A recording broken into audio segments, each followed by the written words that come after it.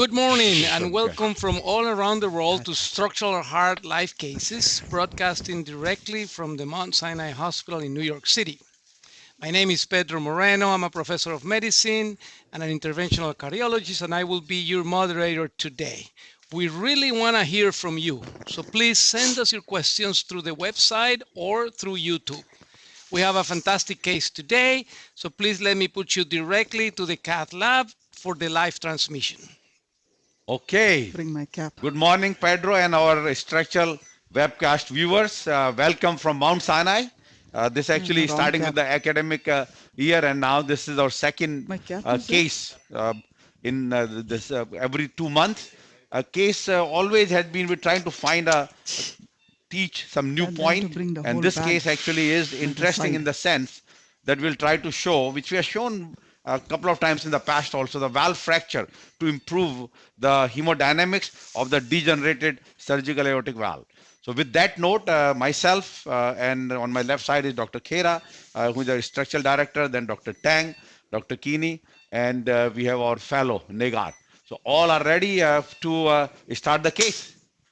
With that note, maybe we can start our presentation, show the case what it is, and they are ready actually in few minutes. These are our supporters and the individual conflicts, faculty involved, myself, Dr. Kini, Sahil, Dr. Tang, and Dr. Lerakas is on the echo, and Pedro Moreno, of course, right there, and our cardiac anesthesiologist today is Rafael Honigman. So this case, okay, let's see, yeah, 77-year-old. This is our episode 49. So 50 will become in November. So this presented with worsening lightheadedness and dyspnea. Patient had a bicuspid aortic valve, and that time has a surgical valve, 25 Mosaic at 2008. So basically lasted 14 years. So that's a very good valve durability, and particularly when it was done, the patient was 64. So I mean, overall looks great. Patient did have a stroke with left-sided weakness and had multiple cancer surgery. On good medication, he's on warfarin because it will. Warfarin he's on because of CVA, and so bioprosthetic AV stenosis was both moderate to severe transfemoral regurgitation and mild MRTR, normal ejection fraction. T and been shown. CAD was just done long time ago, but no recent CAD. And the trend nowadays is that unless patient has clear-cut angina or CAD symptoms or and high risk, we do the cath at the same time, and that is what we plan to do. But more importantly, let's see from echo point of view, from Mr. Lerakas, how things look here. Maybe we can bring the echo on the main field. Good. Stam? Yes, good morning. Thank you, Dr. Sharma. On my left is Dr. Granot, our structural imaging fellow. Because of the partial gastrectomy, we have today a combination of transthoracic and mid-esophageal images. So this transthoracic image, 5-chamber view, normal LV and RV function, and you can see the aortic valve that is thickened. And the next image, you can appreciate a significant severe aortic regurgitation. This zoom image, and you can see the FLEL bioprosthetic aortic valve. Again, severe aortic regurgitation. And here also is a mixed pathology. The gradients that we got before the procedure were higher with velocity of about 4. But anyway, the aortic valve area comes to 0.8 centimeters square, severe AS and severe AI, pressure half time 260 milliseconds, no pericardial effusion. And this now is transesophageal image, again, normal LV and normal RV function, mild to moderate mitral regurgitation. And a zoom image of the aortic valve, as you can see, FLEL bioprosthesis, mild dilated aorta at the sinuses, about 3.9. Wide open aortic regurgitation, no PVL, is all valvular, eccentric because of the FLEL aortic bioprosthesis. X-plane of the aortic valve, and again the severe aortic regurgitation. And this is another zoom image. So thank you. So mixed pathology, severe AS and severe aortic regurgitation. Beautiful. So it's about more regurgitation, right? Yes. From our point of view, yeah. So there are some data, maybe Gilbert can comment on that. If you have a surgical valve degeneration, aortic regurgitation, I mean regurgitation versus stenosis as the predominant pathology, the hemodynamics definitely are better when patient present with the SAVR degeneration with the regurgitation compared to stenosis. And there are some data to support that when they have degeneration with the regurgitation rather than stenosis, the outcomes may be slightly better. Yeah, I think just like what Danny DeVere showed in the ViV registry, those prosthetic AS, pure prosthetic AS, have worse outcomes than pure AR, and then the mixed AS AR kind of in between. I think it's because of the the natural history, and this valve is a porcine valve, as you know. Mosaic is a porcine valve, so the failure modes typically a mixed stenosis and regurgitation, whereas a pericardial valve typically is more stenosis. Beautiful. All right, so we continue our presentation, and the echo we have already done. We will skip those and let's go to CT. Yeah, so this is a difficult valve to image and to do analysis because there's no frame at the inflow that's visible in fluoroscopy or CT to evaluate the inflow diameter. So this is kind of the best estimate that we have. And you can see that here, clearly the dimensions are consistent with either a 23mm balloon expandable valve or a 26mm self-expanding valve. You can see perimeter 66.7mm. LVOT you can see is a bit bigger because of dilated LV from the AR. Next slide. I know, actually very important, if you don't mind. Can we go to the fluoro and show that? No, just fluoro. Can we look at the valve? There is nothing. No, means so there is no valve. Only those three dots. Yeah, the three dots represent the commissural post. Commissural post, but otherwise no valve seen in this particular case, as you mentioned, that we couldn't see much on the CT. Right. Okay, exactly. Go back to the slides, please. So next slide. So you can see a huge aortic root that consists in the patient of bicuspid valve before, right? So dilated aortic root, that's not atypical. So sinuses are very generous, so there's no issue with coronary obstruction. Next slide. And you can see here, if you next slide, that you don't need to calculate any VTC or anything. You look at this, it's so wide open space for coronary perfusion. What is this? Next slide. Okay. And you can see because of bicuspid valve, we measured ascending aorta is less than 4.5 centimeters, so we're not as concerned about potential aortic injury. But also, of course, the patient re-op typically have less likely increase of aortic dilatation. So, and you can see the anatomy is a bit horizontal on the three-dimensional view.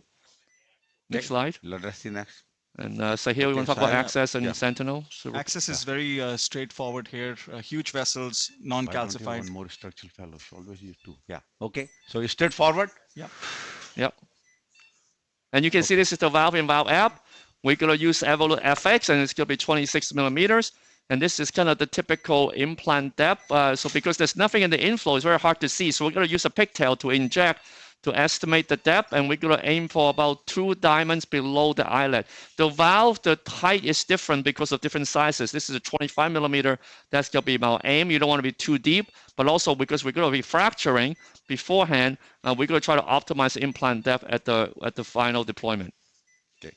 And the feeling is that fracture point of view, once we want to fracture this valve, yeah, if you want 24. To fracture, yeah, this is fracturable. The Hancock 2, which has a sewing ring visible at the inflow, is not fracturable. So this one could be potentially fracturable. The other thing is that if you plan to fracture, but after you implant the valve, make sure you don't start with implanting too high because there's no room for the valve to be foreshortened, and then you might risk a migration. So, no, we're doing before. Yeah. So, no, but I'm telling the audience. Any risk of severe AI in patient who already has moderate plus AI and you're fracturing? Which is protective, actually, because we've seen cases where there was only pure AS with fracture. You have a brief period of hemodynamic issue that you can pace the patient out of the AI while you quickly go and implant the valve to remove the AI. I think that's the key. You have to have the valve ready to go. Yeah, that's the key. The valve ready to go. And this, we sum up the case and we start the actual case. The patient is degenerated surgical aortic valve, appropriate because of the high gradients and regurgitation. And after heart team discussion, recommended transfemoral valve in valve tower. And we are planning 26 millimeter Evolut FX by the right percutaneous femoral access. And idea is that try to use a 24 millimeter true balloon to fracture the valve and cerebral central protection. What was the word on that? Yeah, it's already done. We'll show you the. Dr. Sharma, for all valve and valves, we tend to use embolic protection. So maybe you can make a little point. Yes, I know get them on. actually Pedro also we are talking about that what cases now till we know the definite data of the few randomized trials which are coming up in next month, one maybe next year from Britain. So question is when we should be using sentinel protection device. Should we use it in everyone? That's what we are doing. But now we are a little kind of selective. So Sahil, you want to comment on that? Which case are the appropriate? Yeah, I think Dr. Sharma, definitely bicuspids, patients who are valve and valve, patients with AFib and Chard's vasc more than 5, heavily calcified tricuspid valves, and also patients who've had a prior stroke. I think these patients should definitely And get bicuspid. And bicuspid. He said bicuspid, yeah. And this case, although original bicuspid, now it's not, it's no longer, but yes. But this case, because of the valve in valve, will be, so biggest question, as you know, the valve in valve is their coronary obstruction. So in this particular case, we knowing that there's such a room in the annulus as well as the leaflet heights, that's not a concern in this particular case. Yeah, I think cerebral embolic protection is important for valve in valve because the leaflet may avulse. I think the in case reports that during the fracture or other that the big chunk of leaflet actually went up, and so you definitely don't want to avoid occlusion with that. So we actually had a case where we did a tower, a valve in tower in tower, and that there was embolized fragment was the tissue valve, it was the tower valve, right? Yeah, so these do embolize. You remember Sentinel data showed many of them atheromatous tissue, calcium, the valve tissue. So we really fracture part of the valve tissue because it's like ulcerated nidus. Now, Anu, tell us where you are and are we ready for what now? Next step? Yeah, so if you see here, we have our echocardiogram. So coronary is non-obstructive like prior. So this is where okay, it's coming. One more, one back. Okay, good. Back.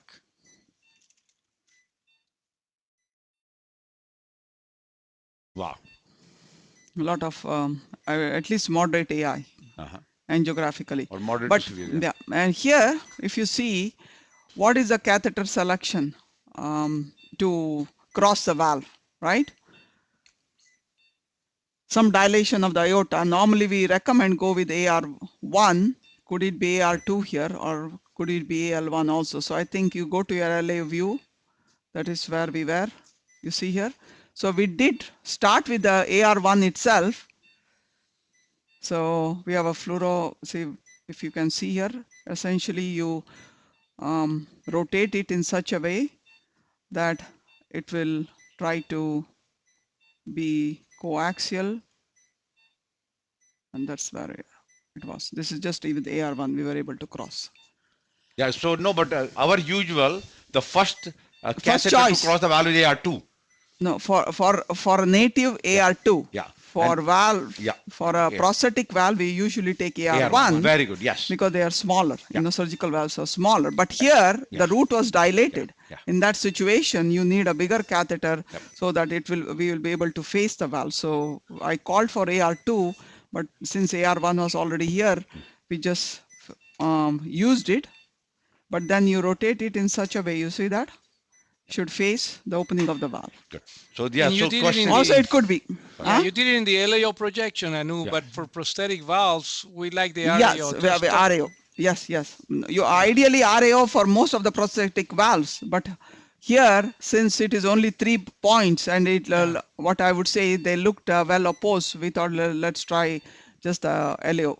And it's AI, right? It's wide open AI, so it's probably much not easier. That difficult. Not the question. Okay, so but actually I can tell you this is a different Mosaic valve. When we did the randomized trial for crossing the aortic valve, the bioprosthetic valves were very difficult. They were much more than even bicuspid. Bicuspid average time, I'm talking about 92, 93. We have 3-center randomized trial for crossing. Used to be original Teflon wire compared to Terumo wire. That's what we introduced at that time. And with the usual, used to take like 1 minute. With the bicuspid valve, you'd be 4 minutes. But for the prosthetic valve, the average time was 9 minutes. So very high. So clearly, those are very difficult. Now, this is a regurgitation, so I think less of an issue. But otherwise, stenotic bioprosthetic valve, very tough to cross. And I remember there was a case in TCT about 6-7 years ago. There was 45 minutes passed by, they could not cross the valve. Yeah. Stan, we're going to fracture the valve now. So you want to look at the No, we have the valve ready. The valve is ready to go. Yeah. Okay. And we chose a Lunderquist wire today. Yes. Why? It's a short ascending aorta, and it's a very dilated route, so it gives a little more stability during deployment. Okay. So let's focus here on the hand. Please? Yep. How we are going to fracture the valve. So we are in the LAO view. Yeah. And we have.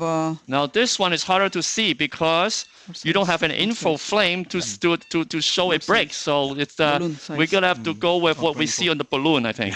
Yes. What Okay, about so if you do a cine in the high mag and see if we can That is true. shadow? Yep. No, you that's just fine. there's Yeah, a little no bit. Maybe we can see some. All right. Okay. Keep going. That's good. And Yep. I know the hands are focused on the top ceiling camera. We are all set. Good. Okay. All right. so essentially you see that you are holding the balloon. Yeah. Hold Yeah, the make wire. that top ceiling camera a little more center so they can see the steps. Let me hold the wire. So there is an indiflator attached. There is a syringe Yeah, attached. there's a syringe and indiflator. So I'm trying to go up with the balloon first. You want to do now? Okay. Pace. One. No, move. 1 Good. second. Yeah, Okay. go up here. Pace 150. First, yeah. Go. Yeah, definitely we don't see anything. Huh? No, no, 180. it's not pacing. 180. Good. Oh, wow. Okay, stop. Off. Stop. Off. Maybe it's start too big. very It's a low. 24 millimeter 24 true, Zemer. yeah. Yeah, true. No, this will do okay. Yeah. Yes. Go. So we have to just go. Okay, 180. Yeah. Fluoro? Do a little more forward. Yeah. Go ahead. Yep. There you go. You see the waist, right, on the screen? Now we're talking. You yeah. lock it, then you go. Okay, good. Long pacing. Oh, okay, stop. Stop. Not connected. Stop. Fluoro. You got disconnected there, Anu? Yes. Okay. Okay, let me just make sure. Leave it. Very bad prep. So you're using the end deflator here. Both. But we need the indiflator. First you inflate. Once the balloon is fully inflated, then you go with the indiflator. And you go to 20 or whatever you need, huh? Yeah, whatever you need. Stopcock. Yeah. Can you get us a better stop This cock? is a Get high us pressure a stop, High right? pressure, the light blue. The one that we use for coronary. Yeah. Not So light blue. that's another point, Dr. Kinney, maybe Yeah, you can you describe. see here, You this have to make comes, sure this is comes a- with the balloon. We should not be, It's we not use a high this. pressure This is stopcock, so what It's we high use pressure for. stop.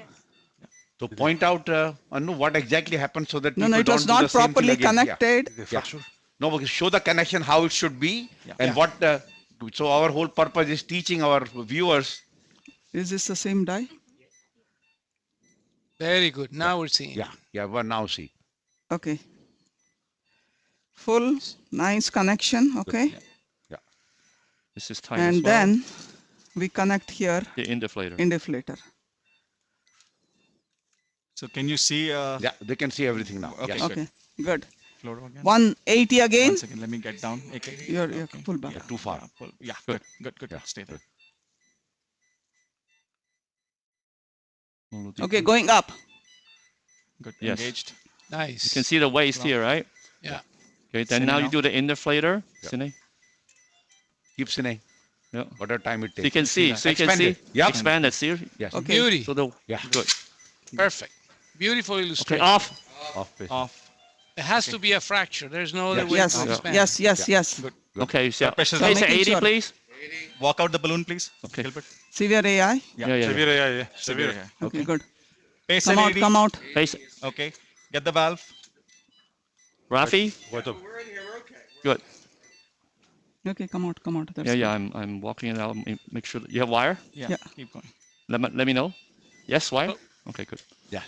So far, clearly more AI, a little hypotension, which is expected. We have created from 3+ to 5+ AI now, not even 4. I'm sure with that, but valve is ready. Yep. First plug at 3 o'clock, as we always do now. And at least in this patient, who had no CAD issue, so that's okay.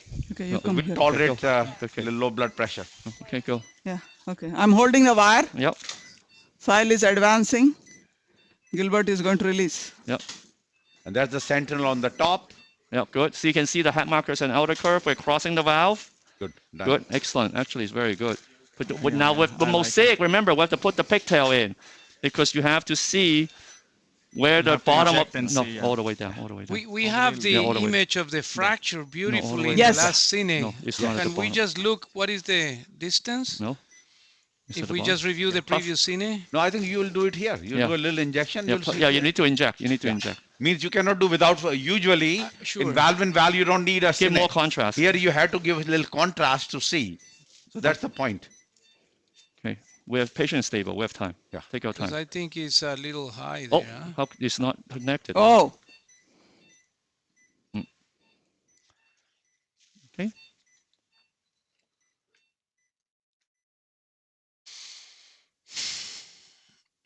disconnect, sir. 10-10, please. 10-10.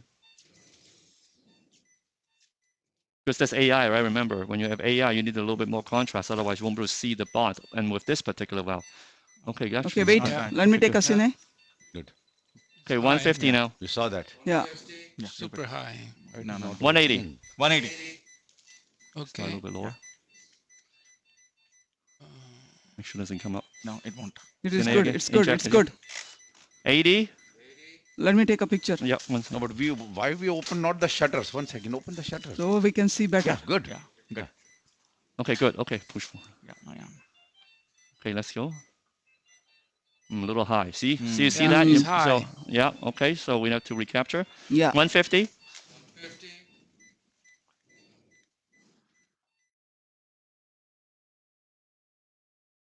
Okay, go a little bit. Test Deeper here now? for a second. Yeah, Good. test here. Good. Okay, Good. a little bit more. Yeah, go ahead. Go in. Go in. Open here. This- Yeah. Ah, Oh, Jump came up. See, No, jump Yeah, no, there. came up.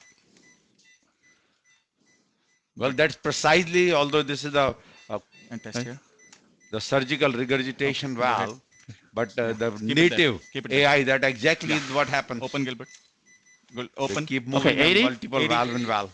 I think it's a little Okay, too wait, far wait, down. wait, wait. No, let's see. Let's Let's wait. Let's wait. Let's Yeah, take a yeah. One breather. day- Let let- the valve set in a little bit. Let's wait.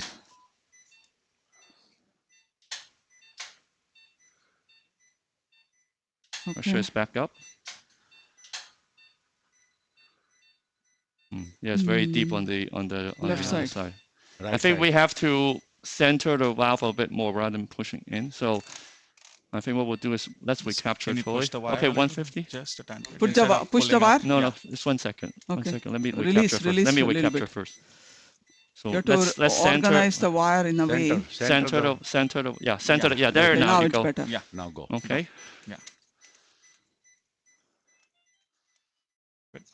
Good. Good. Very nice. Good. Yeah. Now it's better. Orientation is better. Okay, wait. Leave it. Leave it. Leave it. Let's take a Maybe break. still deep. It's still Oh, very Hey, far. hey, hey, Sorry. hey. Oh, what's happening? No. I pressed the wrong button. Okay, here. No, let's go. I want to Gilbert take, is- yeah. It's still very deep.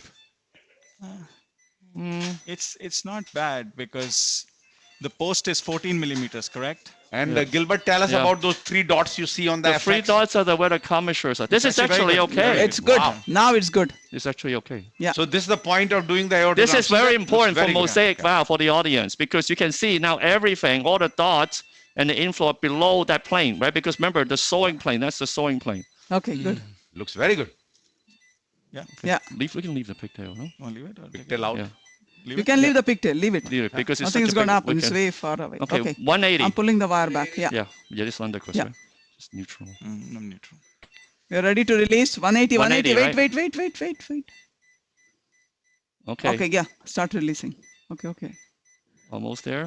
Good. Okay, Okay, release. good. 120.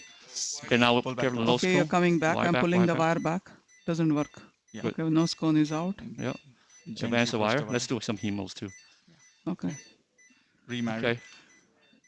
1 second. Let me. Pace at 80. Okay, good. Okay, then a come on. pigtail, please. Pigtail. You should do Now we have to- hemos. Yeah. you have to How remove does this. it look? Very good, very good. No, Facing at AI 80, is right? done. Okay, AI good. is Just done. face at 80 for now. Now What first is we blood have to pull pressure this now? pigtail. Yeah, Blood pressure pressure is is totally recovered. recovered. Yeah. Diastolic is Yeah. about 70. Yeah. Beautiful. So the key here is to center the delivery catheter so that you are more symmetric. Otherwise, you can see you can push all you want. It'll be too deep on one side and high on the other side. I think that was the key, especially for difficult valve like this with the Mosaic where you can't see the inflow.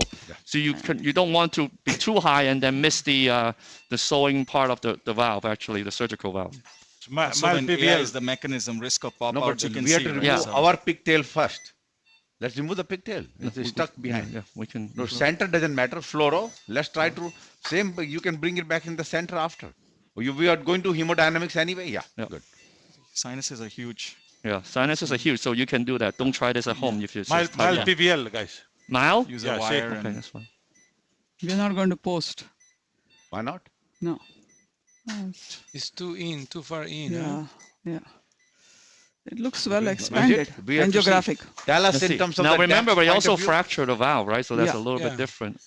From the depth point of view, No, the depth we but have we to do can- the, We can do because an valve is too deep, because that was the Aortogram. question coming let's up. do an No. aortogram. it looks, I mean, Looks good, actually. Yeah. If you Let's come do down. the doesn't aortogram. look too deep. You know, it looks actually pretty good. Here, for the look and depth see. we have to do our aogram assess. Yeah, aortogram. Let me see. Okay. Let's see the hemodynamics. No, let's do the hemodynamics before the aortogram. Let's Yeah. do the good hemodynamics. Yeah. Because then we do the aortogram after we take the pigtail out, because that will cause some central AI. Did you zero both? Okay, good. Let's get the, we inject, okay? No, you are already injecting, or you are No. checking the hemodynamics We're first? doing the hemo. Okay, let's flush the catheters. 0. Saline forward. Good.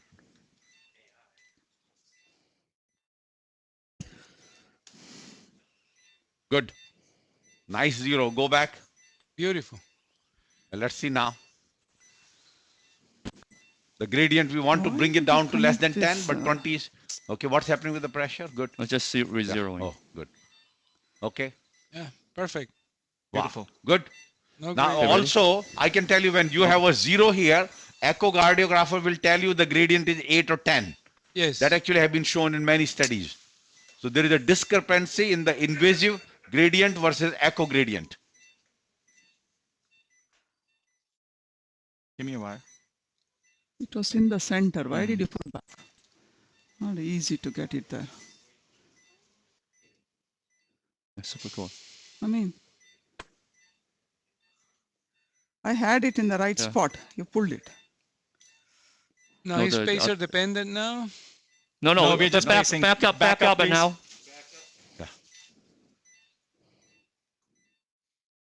Yeah, risk of pacemaker. Patient is was very usually low. hypertensive, so that's why Yeah, we I control think- pace a bit more, because now there's no AI, Yeah. right? There is no bundle, just the bradycardia. No, there are multiple can't tell you. remove other Just pigtails. just They're take it off. having a Take it off. crisscross of the pigtail. I had it the right spot. Peak gradient of 6 by echo. 6. Yep. Same thing. The 0 by invasive will be about 6 to 8. When we Give me say a- 10, usually echo is 25.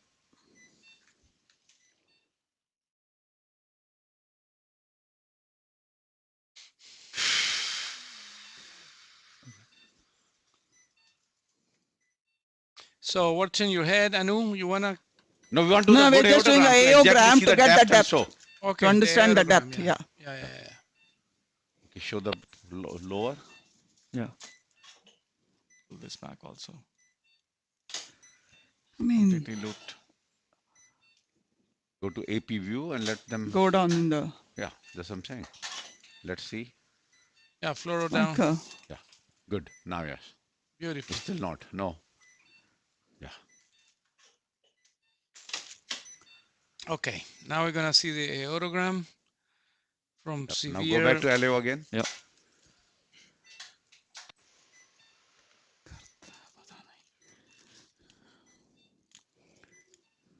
So you can see the C-tab also matches one of the commissural posts, which means that it's got good commissural alignment on the Yes, FX. looks very nice. That's pretty Very good. well expanded. go. All right. Good. This is good. That's good. Good. Okay. Yep. Good. Good. This is where I had Okay, earlier. Good. Now we are Okay, there go. now. Ready? You are No, like that's an good. That inch was 5 above, minutes. That was good. Yeah. You're very Yeah. good. Okay, good. Ready? Okay, yeah. Pull back a little bit. Beautiful. Very Nice. good. Perfect. Look at the depth. So Beautiful. this is 4 millimeter or 6? 4 to 6, no?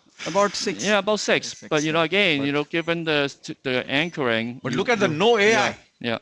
No central AI, whether a little bit of para, which is a trace, maybe on one No. side, Oh, yeah. On the echo, but a little yeah, bit. they On the said that, echo, yeah. yes. but Just no on the gradient echo. here. Beautiful. Yeah. All right, this is Okay, a good. great valve placement in this echo X-ray opaque valve. We could not see except those three suture tabs, and excellent results. Hemodynamics are good. From the valve point of view, we are Radiolucent. done. Now, Sahil, tell us what is your next And step you now? can see the nice supraannular of the FX, right? You see the Yes. double shadow with the Yes. surgical valve and the FX. So I think that is what you see nicely as well here on the angiogram. Okay. I think from Okay. Yeah. Good Sahil, guess. what will be your next step now? yeah, What do you I want to think do? we the just sentinel. should remove the sentinel and then First Close the sentinel groin. and then we close the groin. Close the ground. Okay. All right. Remove So the we got sentinel. about 20 minutes. Let's go back to our presentation and we talk about something new. What is in this arena, in the TAVR field. So we'll just talk about the valve-in-valve TAVR for degenerated surgical aortic valve, and then with the balloon fracture, heart, newer TAVR valves, sex differences on TAVR outcomes, and TAVR alignment and coronary access. So clearly we always have talk about, so this is what is going down to now. If we think patient severe AS, life expectancy 20 years, probably surgical valve is better.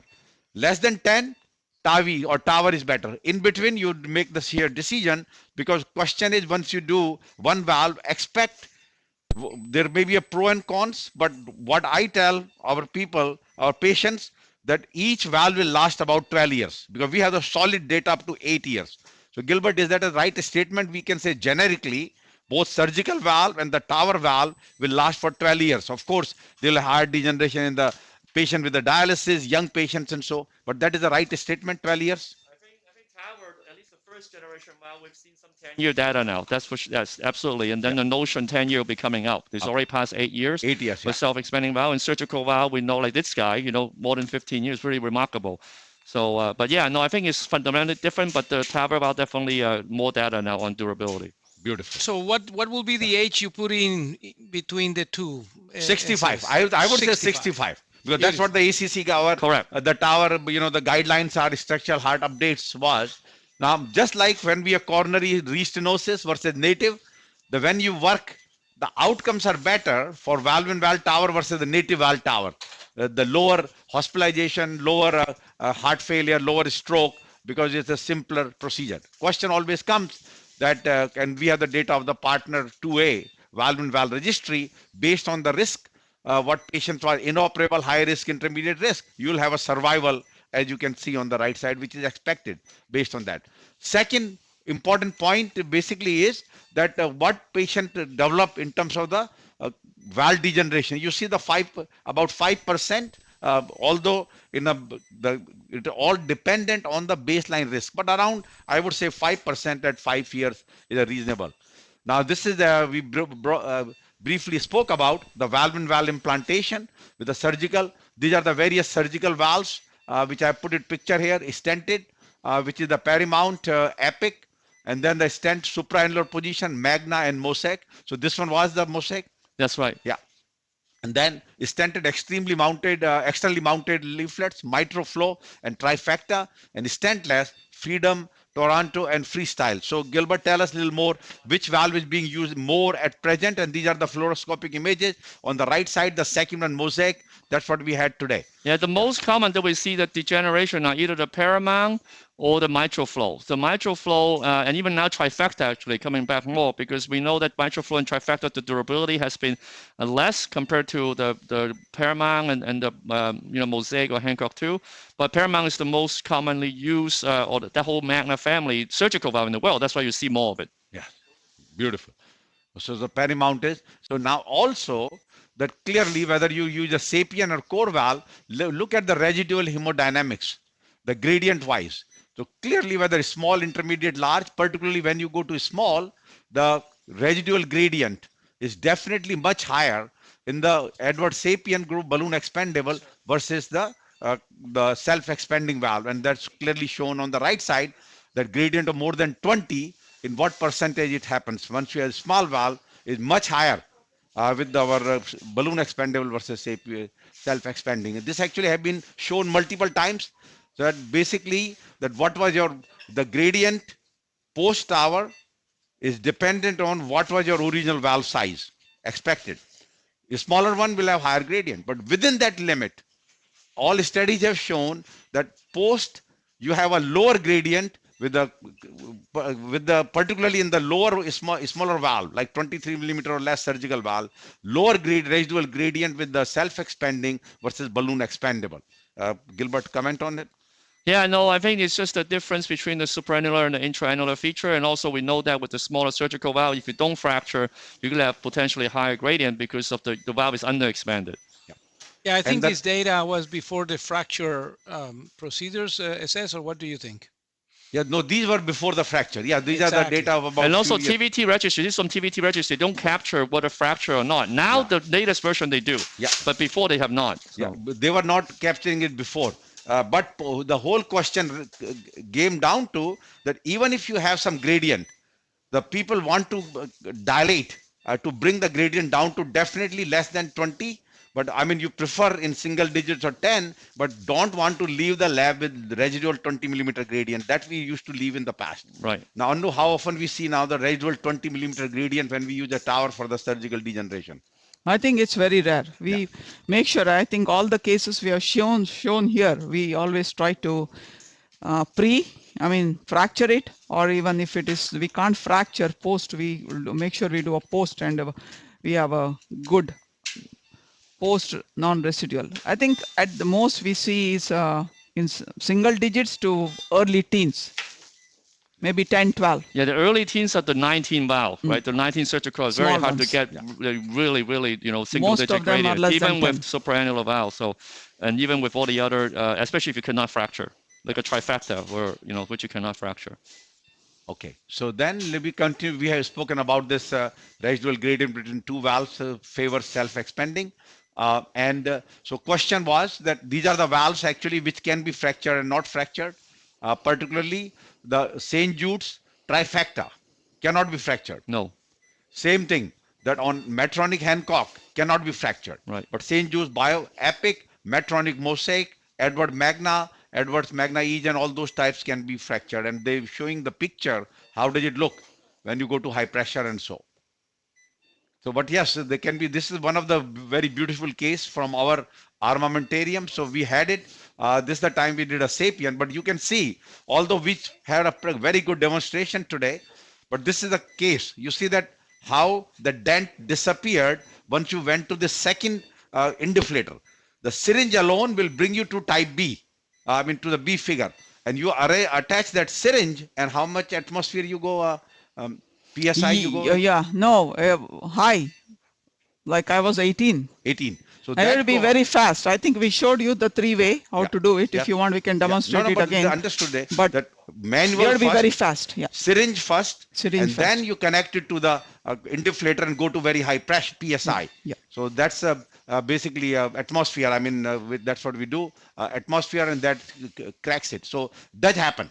So clearly, this is the point. All has been there is a lot of in vivo or ex vivo bench modeling in terms of how you do it, where it should be placed, and so on and so forth. And some valves do better than other. Actually, a lot of data actually have come. Accurate neo may not be good one for in this type of situation. So very nice paper. For interest, I have put it there together that what will happen when you fracture these valves. And always the question comes is that of the various valves which had been studied, somehow the small accurate neo did not do well, and they actually have this new word, pincushion. So now basically was the balloon valve fracture performed after valve-in-valve TAVR results in improved residual gradients. Following BVF, residual gradients were similar irrespective of the transcatheter heart valve design. So whether you have a sapien or you have an Evolut or so, use a small accurate neo for valve-in-valve TAVR, surgical valve may be associated with challenges in achieving optimum transcatheter valve position and expansion. So therefore, they suggested that maybe that's not the valve to use, or we are not using it anyway because it's not approved. And right now, accurate neo trial is ongoing, and there is no valve-in-valve subgroup in there. No. Yeah. Okay. So now this is just to, so very quickly, I presented a little partly last time, Lighten trial in a small surgical valve of less than 23 millimeter, 100 plus cases, the randomized to balloon expandable or self-expanding, and followed them acute hemodynamic by Rodescabau. And now this paper came out in JACC, and this is a central figure. Basically just to show that, as you can see, the few points. One is a valve hemodynamics with a Doppler at 30-day and follow-up. Clearly, that the hemodynamics are better with the self-expanding valve versus balloon expandable. So less severe the patient prosthetic mismatch, less moderate to severe, or less I would say the regurgitation, which almost never happens with the self-expanding valve, but residual gradient with the self-expanding is lower. And also what I was pointing out on the left side of the lower, invasive hemodynamics versus echo. Invasive, when we say 10 millimeter gradient, usually is 25 on the echocardiogram, as you can see there. So overall, this is shown that it was 30-day follow-up. There was no death or stroke in both the groups in the short study of the Lighten trial. So now, we go to a early halt. Halt actually is quite a bit, another publication on this, that when you have a hyperattenuated thickening of the leaflet, what happens to these patients? So leaflet thickening after TAVR, long-term follow-up of the 5-year. This is the first time we have it. There is some data in the past that may be associated with the trouble. You can see the thickening on the picture on the right side. And what showed that mortality point of view, there was no difference, but there was higher structural valve degeneration. There was slightly higher stroke rate in the halt patient compared to the mortality. Gilbert, any comment on that? Yeah, I think the story of halt has been mixed, because some people get halt initially and then they disappear, and some they had no halt and then found out in 1 year. That was what they showed in the partner trial, right, and no risk. But I think for the first time now, we show that there might be association with structural valve degeneration, which obviously affect durability. So I think that is probably the concern, that you have halt, you might be at risk of the valve failing earlier. That is absolutely correct. So valve degeneration, clearly, as you can see, there is a clear-cut difference of almost getting 12% versus 0.1%. Second, anytime when they put the patients on oral anticoagulation, halt decreased significantly in that group. And thirdly, in the self-expanding valve, they have a less halt compared to balloon expandable valve. So those were the finding of this. But it's interesting, that curve is, go back to the slide, please. Is separated out at 2 years. Yep. And then it suddenly dramatically increased at 5 years. I think that is probably the message here. You see that on the structural valve degeneration, the red curve? Right. 2 years, it already separated out, and then suddenly it jumped at 5 years. So I think that is kind of critical time. It might not be happening for first 5 years, we shouldn't. Yeah. But then after 5 years, maybe we see it in surgical valves as well. So maybe some of the cases which we come back, because we have shown now 3, actually, overall, I think 6 or 7 TAVR degeneration, and we have shown 2 live cases. Yes. And maybe those are the cases when they have a halt. So they might have a very fast valve degeneration. And so during a medium follow-up of 3, maximum 5, halt was not associated with mortality or cerebral vascular events. However, we observed associated halt with symptomatic hemodynamic valve deterioration. So then question is, what is the sex difference in women versus men in terms of aortic valve replacement? And there have been a lot of paper on that. So this is a meta-analysis. Overall message was that despite having a higher event rate in the women, I mean more peri-procedural complication, particularly bleeding, and maybe slightly higher stroke, the mortality point of view, they do better, lower follow-up mortality. So these you can see here, the men do better in terms of acute complication, definitely less bleeding. But if you go to a long-term outcome and you hear cardiovascular mortality, it favors women than men. Any particular reason, Gilbert and Anu, on this? Yeah, so why should Dr. Keeney, you want to comment first? Yeah. The women do better with the TAVR on the long run in terms of less valve degeneration. Why? Despite some part of that, people do say that maybe less patient prosthetic mismatch because their body surface area is small. I would also actually think different. ppm probably so. No, long-term consistently Yeah. all the studies have shown, although short-term, No, I'm 1 2 talking year about maybe ppm. not, but long-term they have shown that there is less mortality in the women, although acute, as I showed previous slide, the acute complications are much higher. The favors man, acute complication, but the long term is definitely higher, slightly higher stroke rate actually, and but definitely less mortality. So that has been consistently. So then basically what we got now is for the bicuspid aortic valve. This is the latest publication. The earlier publication was 3 years old. I wanted to give this background, and I just wanted to talk about the central figure, puts it together. Difference in the bicuspid aortic valve TAVR in a man versus a woman. So one, they have a higher type 0 bicuspid compared to type 1. So what difference does it make, Gilbert, in this point of view? I mean, type 0 is the one where it's true bicuspid. It's only 2 leaflet, like a fish mouth. Type 1 has a raphe typically. And so I think just in terms of the genetics that, more women more are likely to have the type 0 valve. And those are typically harder to implant because of the fish mouth issue. And that's why I think you see the higher gradient because the valve will be constrained. So therefore, there is more calcification in the man, and then the more vascular complication of bleeding. That's what I showed earlier. And higher residual gradient. So same thing as you mentioned, that because of the trouble in the accurate deployment, you have a high residual gradient. Now, this is only 1 year. 1 year, no difference in mortality, but I'm sure in a long term. But see, still there is 1.1%, because I'm sure in 3 years, this will be a difference of 4 or 5%. So definitely a lower mortality in women compared to men. Now, they also noted that second valve implantation was much higher in the man versus woman.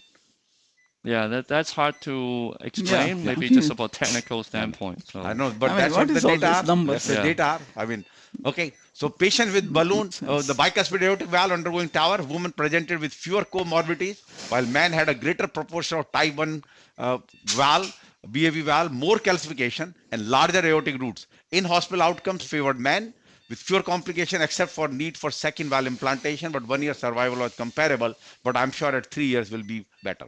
So now I really wanted to come up with what we are getting in the future. We're getting a new valves which are going into trial, which is right now we are doing Accurate Neo 2, and actually showed they put an additional cuff outer skirt to decrease the regurgitation, and that is what we are doing at present. Accurate Neo, they completed their high risk and intermediate, low risk ongoing randomization against Accurate Neo valve versus regular any of the valve, but they still see that moderate PVL still remains 3.5%. Severe was of course 0, but 3.5%. But 3.5% moderate to me, at our data, our current, I would say contemporary practice of the Evolut FX or Evolut or Sapien, it happens maybe less than 1%. No, it's 0. Zero. I mean, we don't leave the lab with moderate unless we worry about rupture. In fact, our mild paravalvulic, I just look at this year's data, is well less than 10%. 10%. So and here is the mild was 46%. I think obviously, I think it's a different. We've seen that interestingly, European studies have different outcomes from the U.S. studies, and I think that might be one of the maybe practice differences, maybe different in the percentage post-dilatation versus pre-dilatation. But certainly it's an evolution. I think what we really look at is mild, right? Yeah. No one should have moderate leaving out of the lab. So exactly. Yeah. So I was still surprised. I mean, they have a very positive conclusion on this trial, on this Italian Neo data. Right. But to me, it's not fit into our contemporary practice. I mean, this is not. So then there is another valve, is the Hydra valve, manufactured in India. And they presented their data this is a self-expanding. So one good advantage of this valve basically is the pacemaker is still about 11.7%. They claimed it will be less. Moderate paravalvular leak was 6%. And of course, good valve area of 1.9. So this actually, I'll be using it next week, the first Hydra valve at my center in India. But overall, it looks like it's another valve. Same 1 year death rate of 14.6%. The one which we, so overall, this is another valve which will be coming. What I used the first one in India was this My valve, also manufactured in India with the balloon expandable. And it has worked quite well. We have published the data of 100 plus cases. And there was another paper came with a better hemodynamics, slightly better hemodynamics compared to other valves. which published in Euro Intervention. The biggest advantage there is that why it has gone up quite a bit is 60% cost of the US valve.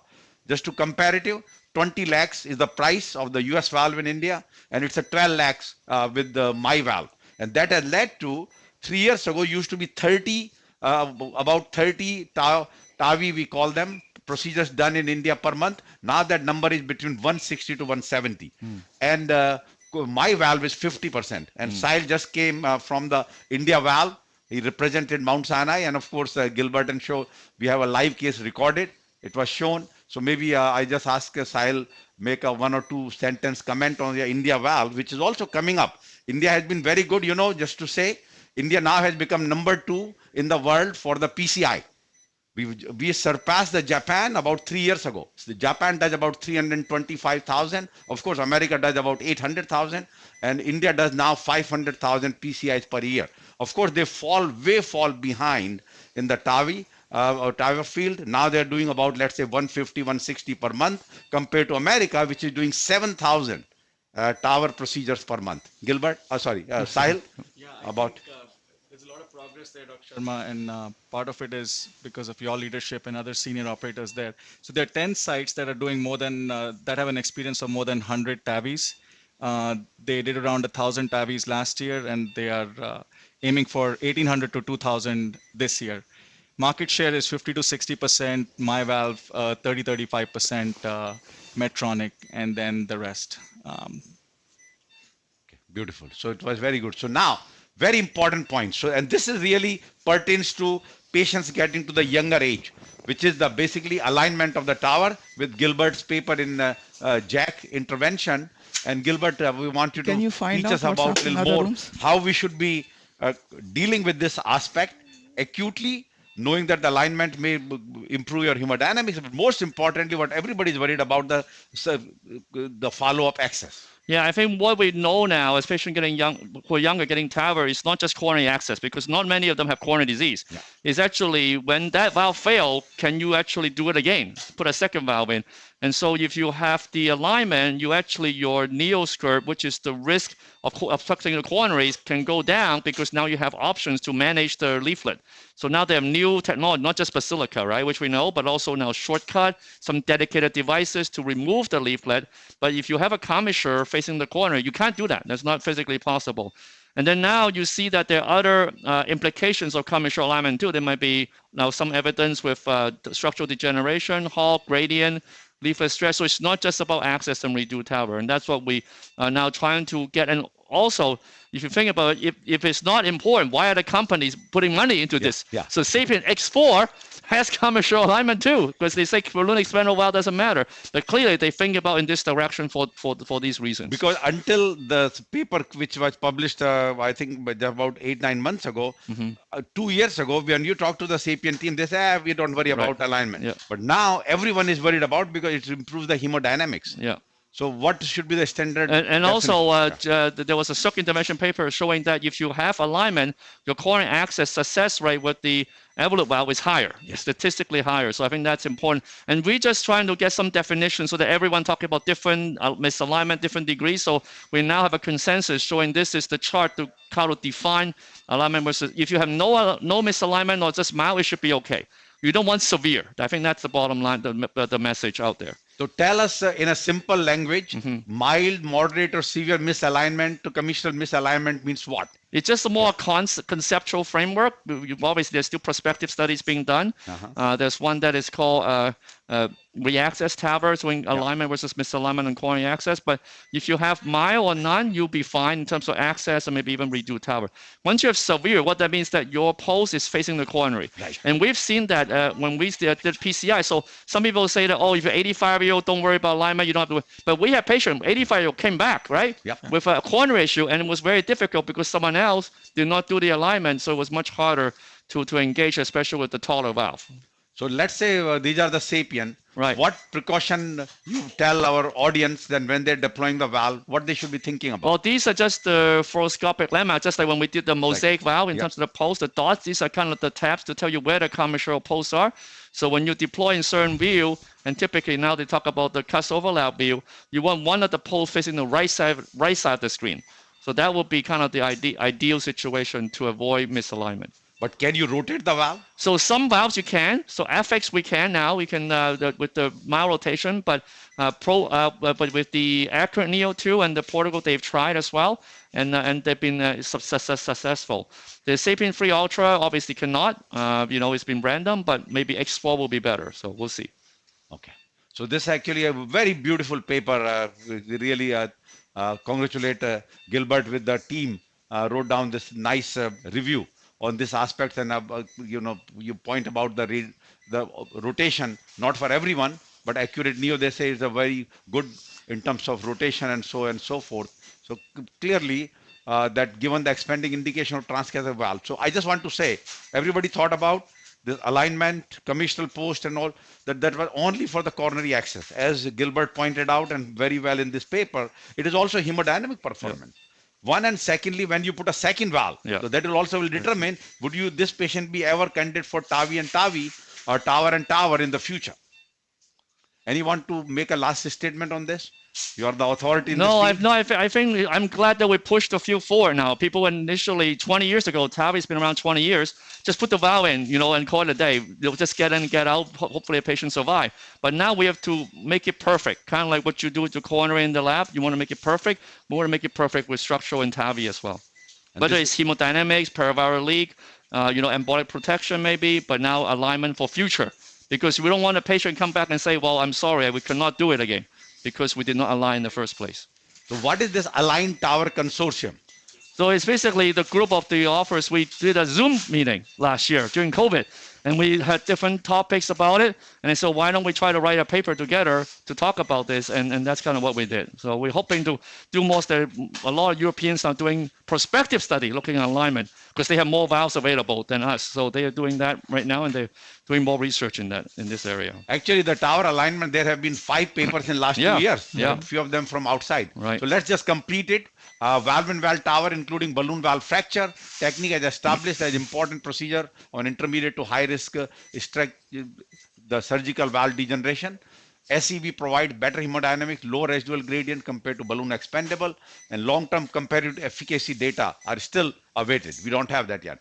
Holt noted post-TAVR associated with higher valve degeneration and similar mortality. The question is, series of newer TAVR valves are poised to flood the US market. Very important is the cost will go down. Right now, cost still remain 32,000 with a little reduction with the volume discount, but still very high cost. And every attempt should be made during the TAVR procedure to make the TAVR and commissioner alignment in order to improve valve performance, hemodynamics, and future coronary access. Quickly, 3 questions. Following are the true observations from valve-in-valve TAVR, except SEV has better hemodynamics versus BEV. SEV has similar short-term outcomes as BEV. Echocardiogram reports higher gradient than invasive data. All SEV can be fractured. So answer clearly, not surgical valve can be fractured, surgical aortic valve, only selected ones, which I showed that in the picture. Following statement is false regarding the TAVR outcome in women versus men. All-cause death seems to be better in women than men. Residual gradient is higher in women than men. Major bleeding is lower in women than men. Bicuspid valve anatomy is different in women versus men, and clearly is major bleeding is lower in women. No, it's higher in women than men. Lastly, following the false statement regarding TAVR procedure data, heart is associated with higher mortality, heart is associated with higher valve degeneration, heart is associated with, is more noted with balloon expandable versus self-expanding, and heart improves after routine use of anticoagulation. Clearly, that's a higher valve degeneration is the one. So clearly, the mortality, everything else is true. With that note, we complete our today's presentation, and back to you, Pedro Moreno. Yes, we have a question from Dr. Rajiv Goswami. This is for Gilbert. If he can tell us a little bit the inner diameter value through CT in the Mosaic valve. Yeah, so Mosaic valve, it measure it's not easy to measure the inflow. So we use the valve-in-valve app. I think that's very useful, that developed by Vinny Bappa to compare. But sometimes it might be smaller because of the pannus formation and other, tissue. So we go by CT, but we compare with the valve-in-valve app. That's what I would suggest, especially if you have a report that shows 23 in one, and then then you measure something different. You go by the CT. because sometimes the operator report as a surgeon, I can tell you, sometimes it's not correct. We can actually had it. We have the case. We have about 2 years ago or 3 years ago, Gilbert was very confident. Let's get the operator report. Everybody keep writing different size. And it was a 2 millimeter different, the surgical valve. So he made it clear cut. We have documented. Yeah. Well, this is wonderful. Okay, so thank you so much for the heart team members for this tremendous case, step-by-step teaching as always. And thank you also for joining us today.